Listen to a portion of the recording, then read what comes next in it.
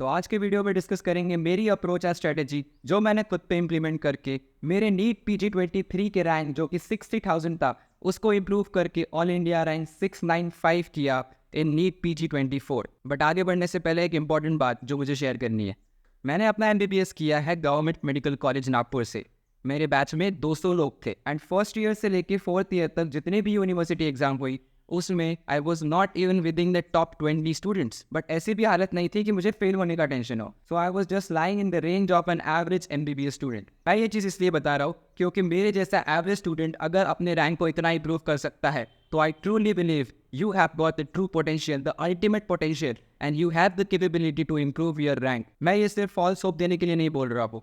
Just because you are watching this video, you clicked on this video, that signifies कि you are predetermined to your goals, and you guys will definitely do wonders in the future. Coming to the point, मेरी strategy के 4 pillars हैं। अभी उन 4 pillars को हम briefly discuss करेंगे। The first pillar, revision videos.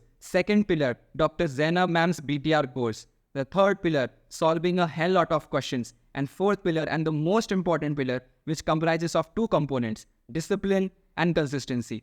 अगर आपका ये फोर्थ पिलर कमजोर है तो चाहे आपके वो 3 पिलर कितने भी स्ट्रॉन्ग क्यों ना हो, you will definitely fall short. तो आते हैं फर्स्ट पिलर के ऊपर जो कि है revision notes. So I preferred Marrow revision notes and I considered them as the gold standard notes. But for medicine, I suggest you should go for Dr. Deepak Marwa sir's revision notes. He is a prep faculty and is absolutely brilliant at his work. Or in case you are having difficulties in subjects like patho or micro, Dr. Preeti Sharma ma'am, an excellent faculty of prep ladder, उनके आप revision video देख सकते हो, काफ़ी अच्छे concepts clear हो जाएंगे। तो ये 3 सब्जेक्ट्स को छोड़ के मेरे हिसाब से remaining 16 subjects of Marrow are absolutely fabulous. But you can change सब subjects as per your preference, as per your favourite faculty accordingly. Coming to the second pillar, a brilliant course made by an exceptional teacher, Dr. Zainab ma'am. The most controversial question of BTR, मुझे पता है कि आपको पहले से पता है वो कि is BTR enough? So in my opinion, no, it is not enough. अगर आप सिर्फ BTR करने जाओगे तब भी आपको एक फीलिंग आएगी कि कुछ ना कुछ मिस हो रहा है, एंड अगर आप सिर्फ और सिर्फ RR मोड्स करोगे फिर भी आपको लगेगा कि कुछ ना कुछ मिस आउट हो रहा है। So the solution for this is to combine or merge these 2 aspects to make it a proper combined source. कुछ चीज़ें जो BTR में नहीं है वो आपको RR में मिल जाएगी, एंड कुछ चीज़ें जो RR में मिसिंग लगती है वो आपको BTR में डेफिनेटली मिल जाएगी। So these 2 sources complement each other very well. So in BTR you have to do the subject videos plus bonus BTR plus the combined modules, and you have to do the BTR T&Ds, test and discussions. Ma'am ने 1.0, 2.0 and 3.0 ऐसे 3 versions निकाले हैं। अगर आपके पास ample amount of time है so I suggest go for all 3, but time का concern है तो I strongly suggest you must do 2.0 and 3.0। They are amazing. अभी आते हैं थर्ड पिलर के ऊपर, question solving. So for that हमें सिर्फ 2 चीज़ें करनी है, GTs and subject test. Subject test को कैसे इंकॉर्पोरेट करना है वो मैं आपको आगे बताऊंगा, बट GTs के बारे में मुझे मेरा एक ओपिनियन देना है। जब भी हम GTs देते हैं तब हम ये नोटिस करते हैं, ये कंसर्न में रहते हैं कि हमारा रैंक, हमारा स्कोर क्या आएगा। But in my opinion it doesn't even matter. The thing that matters is आप कहाँ गलती कर रहे हो, आपसे कहाँ सिली मिस्टेक्स हो रही है। जब भी मैं GT देता था तब मुझे हमेशा लगता था in the first half of my GT my concentration, my attention span is very good, but in the latter half as the time passes मुझे लगता था कि यार मेरा कंसंट्रेशन, मेरा अटेंशन स्पैन धीरे धीरे कम होते जा रहा है, एंड उसी की वजह से सिली मिस्टेक्स होती है। तो जब भी रिव्यू करता था तब ऑलमोस्ट मेरे मिस्टेक्स निकलते थे ये लेटर हाफ के GT में।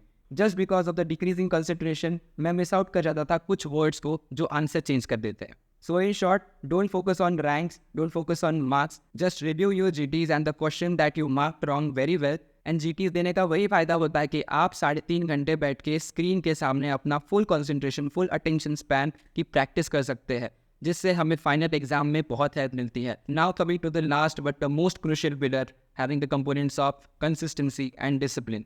You don't have to cut down your sleep, you don't have to study 50 to 16 hours. मैंने कभी भी अपनी प्रिपरेशन जर्नी में 15-16 घंटे नहीं पढ़ा है, बट कभी ऐसा भी दिन नहीं गया होगा कि मैंने कुछ सॉल्व ना करा हो या मैंने पढ़ा ना हो। So it absolutely matters and it gives you an edge. And I also slept for 7 to 8 hours, क्योंकि एक फ्रेश माइंडसेट आपको quality hours of study provide करेगा।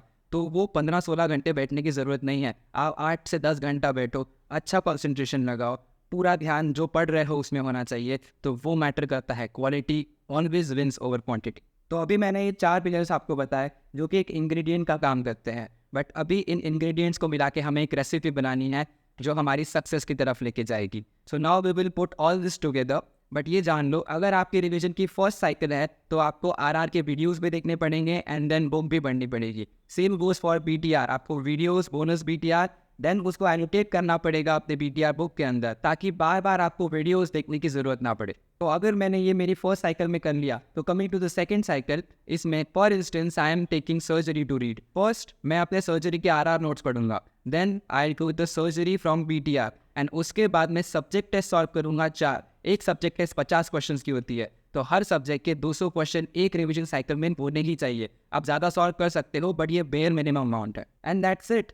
हर सब्जेक्ट के लिए आपको यही फॉलो करना है, RR, BTR and question solving, nothing else. मैंने पूरी प्रिपरेशन में यही करा है एंड इसी चीज़ ने मुझे काफ़ी ज़्यादा हेल्प की है।